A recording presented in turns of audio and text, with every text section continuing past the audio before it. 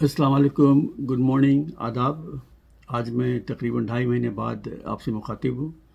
اس کی وجہ یہ ہے کہ میں ایک بیرونی دورے پہ گیا تھا تقریباً 1 ماہ سے اوپر،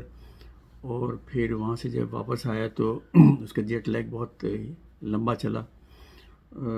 تو اب میں اس سے نکلا ہوں تو آپ سے مخاطب ہوں۔ آج میں کسی خاص موضوع پہ نہیں بلکہ کئی چھوٹی چھوٹی باتیں کروں گا، پھر انہی موضوعات پہ میں آئندہ اس پہ اور تفصیلی بات کروں گا۔ پاکستان میں نئی حکومت وجود میں آ گئی ہے، نئی حکومت کہیں یا پرانی حکومت،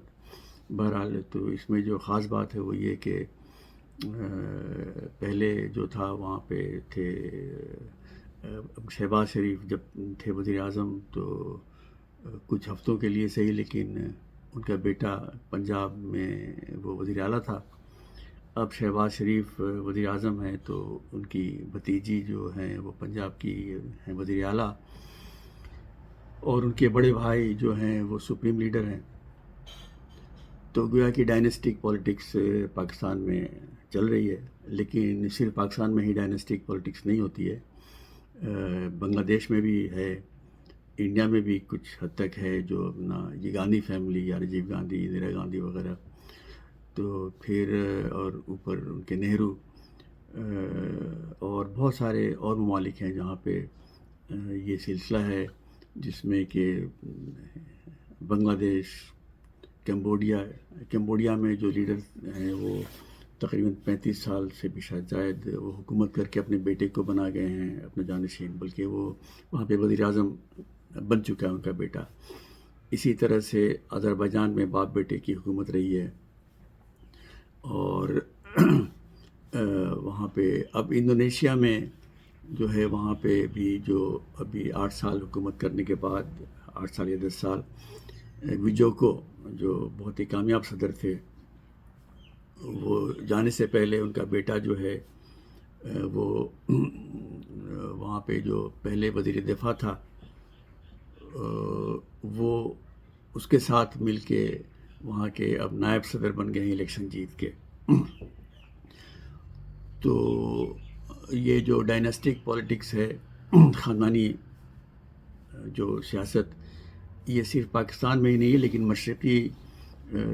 ملکوں میں کافی عام ہے یہ۔ اچھا، اب اس میں 2 3 باتیں ہیں۔ پہلی تو یہ کہ الیکشن کے ذریعے اگر یہ آتے ہیں تو پھر کسی کو ایسا اعتراض نہیں ہونا چاہیے۔ ہاں، شرط یہ ہے کہ الیکشن فری اینڈ فیئر، صاف اور شفاف ہو۔ تو لیکن اگر الیکشن صاف اور شفاف نہیں ہے تو پھر اس پہ بہت بڑا سوالیہ نشان کھڑا ہوتا ہے۔ دوسری بات یہ ہے کہ اگر بزنس مین کا بیٹا بزنس میں جا سکتا ہے، یا کسی فوجی کا بیٹا فوج میں جا سکتا ہے، تو سیاستدان کا بیٹا کیوں نہیں سیاست میں آئے، یا اس کی بیٹی، بہرحال جو بھی ہو۔ لیکن وہی بات کہ الیکشن کے ذریعے آئیں، صاف اور شفاف الیکشن کے ذریعے آئیں تو اعتراض نہیں ہونا چاہیے۔ لیکن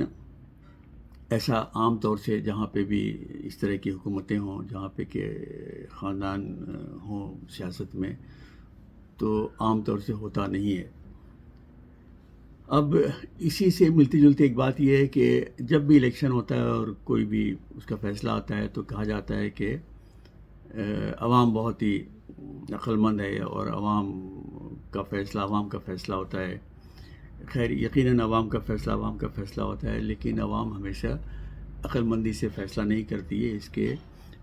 آپ کے سامنے بہت سارے آپ کو اس کے ایگزامپلس ملیں گے۔ ابھی آپ یہ نمازی میں جائیں، پاکستان میں دیکھیں یا کہیں اور آپ دیکھیں، تو صاف ظاہر ہے کہ عوام جو فیصلے کرتی ہے الیکشن کے ذریعے، وہ اس میں ہمیشہ عقل مندی نہیں ہوتی ہے، بلکہ بہت ساری وجوہات سے کرتی ہیں، اور بہت سارے ان کے جو الیکشن میں جو ووٹ پڑتے ہیں وہ عقل مندانہ نہیں بلکہ احمقانہ بھی ہوتے ہیں۔ پاکستان میں دیکھ لیجئے کہ لوگ ووٹ ڈالتے ہیں یہ دیکھ کر کے برادری کون سی ہے، ذات کون سی ہے، یا لسانیت کیا ہے۔ جب میں اپریل 2022 میں پاکستان میں تھا، اور عمران خان کی حکومت کا خاتمہ ہو رہا تھا تو کافی لوگوں سے بات کرتا تھا میں، جو کریم وغیرہ جو اس طرح کے اپنا ڈرائیورز تھے ان سے، تو وہ اعتراف کرتے تھے کہ عمران خان نے ڈیلیور نہیں کیا اور اس میں خامیاں ہیں، لیکن پھر پوچھتے تھے کہ تو پھر ہم کس کو ووٹ دیں؟ تو میرا ان سے یہ کہنا تھا کہ بھائی کوئی ضروری نہیں کہ آپ یہ ووٹ ڈالیں، پاکستان میں ووٹ کوئی لازمی بھی نہیں ہے، تو اس طرح یہ بھی ہے کہ آپ نے ووٹ نہ ڈالیں، وہ بھی ایک آپ کا ووٹ ہے، احتجاجی ووٹ ہے، لیکن ووٹ ڈالنے کے لیے ضروری نہیں کہ آپ کسی خاص پارٹی کو ہی ڈالیں، آپ اپنے علاقے میں جو کھڑے ہو رہے ہیں آپ کے یہ جو نمائندے، جس میں انڈیپینڈنٹ بھی ہوتے ہیں، سیاسی بھی ہوتے ہیں، تو آپ دیکھیں کہ اس میں کون اچھا شخص، اچھا انسان کون ہے، بے شک وہ کسی بھی پارٹی کا ہو، آپ اس کے لیے ووٹ ڈالنے کو ضروری نہیں کہ آپ نے پیپلز پارٹی یا پی ٹی آئی یا پی ایم ایل این یا کسی اور پارٹی کو ڈالنا ہے، جو آپ کو نمائندہ جو کھڑا ہوا ہے پسند آئے، وہ انڈیپینڈنٹ ہو، کسی پارٹی کا ہو، آپ اسے ووٹ ڈالیں، یا آپ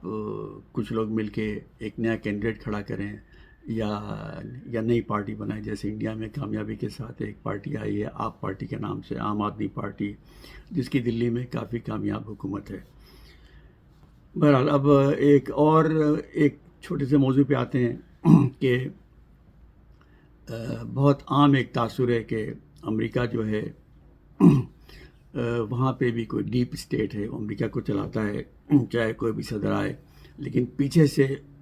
جو باغ ڈور سنبھالا ہوتا ہے وہ ڈیپ اسٹیٹ نے، جیسے پاکستان میں ہے یا تھائی لینڈ میں ہے یا اور بہت سارے ممالک میں ہے، لیکن حقیقت ایسی نہیں ہے۔ امریکہ میں جو صدر ہے وہ بہت ہی فیصلہ کن، اس کے پاس اختیارات ہیں، اور اس کے اوپر جو کنٹرول ہوتا ہے وہ کافی حد تک کانگریس کا ہوتا ہے، اس لیے کہ کانگریس کے پاس پیسے ہوتے ہیں، جو پیسے ریلیز کرتی ہے وہ کرتی ہے کانگریس، اور اسے کہتے ہیں پاور آف دی اسٹرنگ، تو اس کے سامنے جو ہے صدر کافی مجبور ہوتا ہے، جیسا کہ آپ لوگ آج کل سن رہے ہوں گے، دیکھ رہے ہوں گے کہ کانگریس نے روکا ہوا ہے اوکرائن کے لیے جو مدد کا جو پیکج بائیڈن نے رکھا ہے، 40 یا 60 بلین ڈالر کا پیکج ہے اوکرائن کے لیے، اس کے ساتھ اسرائیل کے لیے بھی ہے، اور یہ سیاسی فائدے کے لیے جو ٹرمپ کے سپورٹرز ہیں انہوں نے کانگریس میں اسے روکا ہوا ہے، جس کی وجہ سے کہ اوکرائن کافی مشکل میں ہے۔ اسی سے ملتا جلتا موضوع یہ ہے کہ بڑے سارے لوگوں کا یہ کہنا ہے کہ جی یہ جو اوکرائن کی جنگ ہے یہ تو امریکہ نے شروع کروائی ہے، اور یہ امریکی سازش تھی کہ اوکرائن میں روس کو کمزور کیا جائے یا روس پہ حملہ کیا جائے۔ یہ بات تو بالکل ہی جھوٹی ہے، آپ اگر کسی بھی طور پہ اس کو دیکھیں، میں آپ کو صرف یہ بتاؤں گا ابھی کہ آپ آج کل پڑھ رہے ہوں گے کہ اوکرائن میں شدید قلت ہے ایمونیشن کی، یعنی گولہ بارود کی، اسلحے کی شدید قلت ہے، اور یہ قلت پوری نہیں کر پا رہے ہیں پورے جو نیٹو کے ممبر سارے مل کے، یہ جرمنی، فرانس، انگلینڈ، یہ سارے مل کے اور امریکہ اس کے ساتھ مل کے اس کی ضرورت پوری نہیں کر پا رہے ہیں۔ اس کی وجہ یہ ہے کہ جب کولڈ وار ختم ہوئی تھی اور جب روس یعنی سوویت یونین ٹوٹ کے جب یہ روس اور اس میں سے 14 اور ممالک نکلے تھے، تو یہ خیال تھا کہ یہ جو سرد جنگ اور کولڈ وار ختم ہو گئی ہے، تو اس وقت جو یورپ کے ممالک اور امریکہ نے بھی اپنی ڈیفنس پروڈکشن میں، جو کہ عام جو جنگ میں ضرورت ہوتی ہے اسلحے کی، گولے بارود کی، اس میں کافی کمی کی تھی، خاص کر یورپ کے جو ممالک ہیں، جرمنی وغیرہ، انہوں نے کافی فیکٹریاں اپنی بند کر دی تھی، تو جس کی وجہ سے جب یہ اوکرائن کی جنگ آئی، جس کے لیے وہ قطعی طور پہ تیار نہیں تھے، اور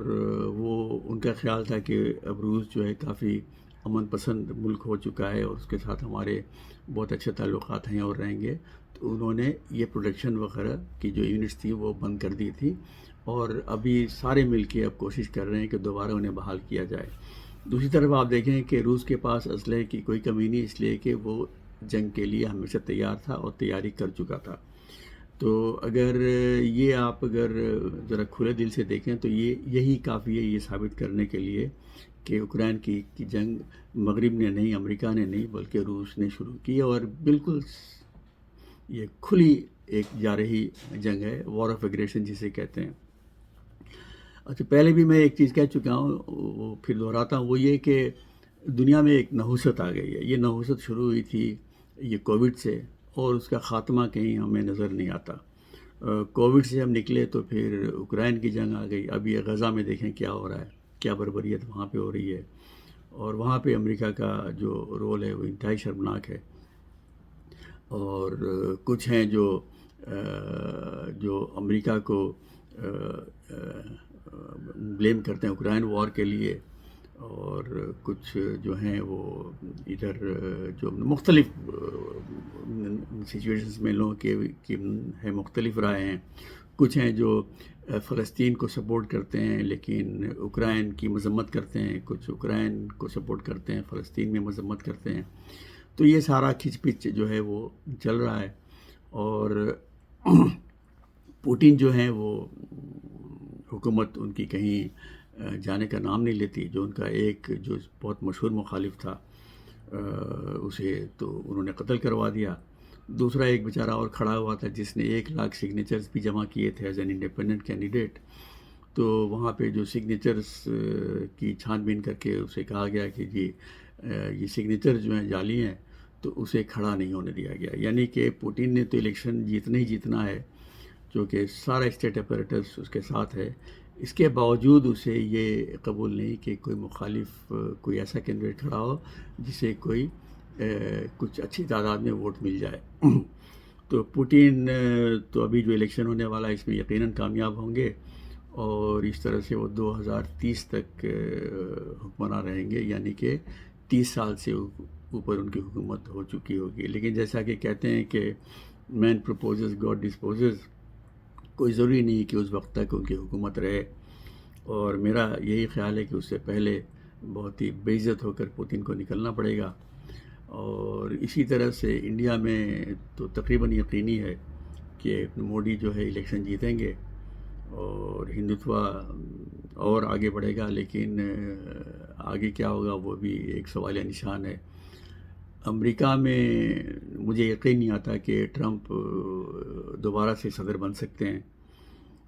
اس لیے کہ ٹرمپ نے تقریباً یہ ثابت کر دیا کہ وہ ایک بہت ہی نامناسب اور ایک خطرناک انسان ہے، جسے صرف اپنا مفاد وہ عزیز ہے۔ لیکن امریکہ ایک ایسی ریاست ہے کہ وہاں پہ اگر الیکشن میں کھڑا ہو اور اسے ووٹ ملے تو امریکہ کی ریاست میں کوئی ایسا ادارہ نہیں جو اسے روک سکے۔ لیکن مجھے ابھی بھی یقین ہے کہ کوئی عدالتی کوئی ایسے فیصلے آئیں گے جس کی وجہ سے شاید ٹرمپ الیکشن میں کھڑا بھی نہ ہو سکے، یا ان فیصلوں کے نتیجے میں اگر کھڑا بھی ہو تو کافی لوگ اس کے خلاف ووٹ دیں گے۔ تو میرے خیال میں آج کے لیے اتنا ہی، اور پھر میں جلد ہی آپ سے مخاطب ہوں گا، پھر انہی موضوعات پہ اور دیگر موضوعات پہ مزید ہم بات کریں گے۔ آج کے لیے خدا حافظ۔